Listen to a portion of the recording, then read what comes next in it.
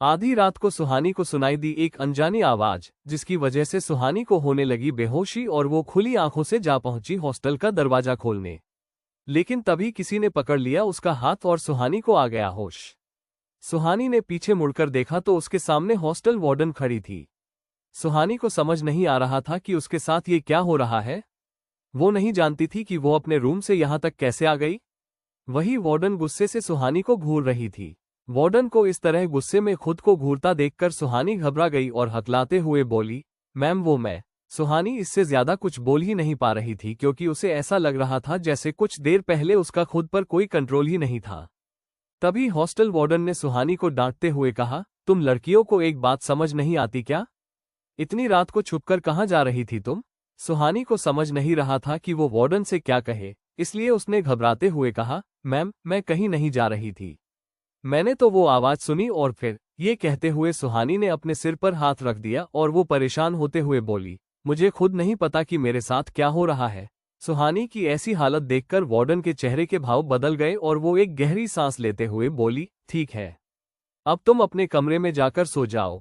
Warden की बात सुनकर सुहानी बिना कुछ कहे अपने कमरे में चली गई और सुहानी के जाते ही वार्डन परेशान होते हुए बड़बड़ाकर बोली, इस लड़की के साथ भी वही हो रहा है जो कुछ वक्त पहले सृष्टि के साथ हुआ था। कहीं इसका भी वही अंजाम तो नहीं होने वाला जो सृष्टि का हुआ था। दूसरी तरफ सुहानी अपने कमरे में आकर सो गई। उसे इस बात का बिल्कुल भी अंदाजा नहीं था कि उसके कमरे की खिड़की के पास कोई खड़ा होकर उसे ही देख रहा है। अगली सुबह निशा और सुहानी अभी भी गहरी नींद में सो रहे थे। तभी उनके कमरे के दरवाजे पर किसी ने नॉक किया, जिससे सुहानी की नींद खुल गई और उसने उठकर दरवाजा खोल दिया। उसके सामने दरवाजे पर वार्डन खड़ी थी।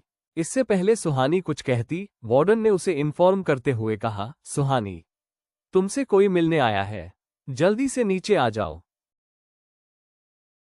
वार्डन की बात सुनकर सुहानी ने कंफ्यूज होते हुए धीमी सी आवाज में कहा, यहां मुझसे मिलने कौन आ गया?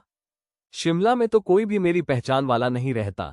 वो ये सोच ही रही थी कि तभी वार्डन ने फिर से कहा, जल्दी से नीचे आ जाओ। ये कहकर वो वहां से चली गई और सुहानी भी वार्डन के पीछे पीछे रिसेप्शन एरिया में आ गई।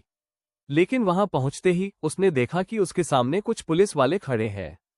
पुलिस को देखकर सुहानी चौंक गई, लेकिन तभी उनमें से एक इंस्पेक्टर ने सुहानी की तरफ देखते हुए पूछा, क्या आपका ही नाम सुहानी शर्मा है?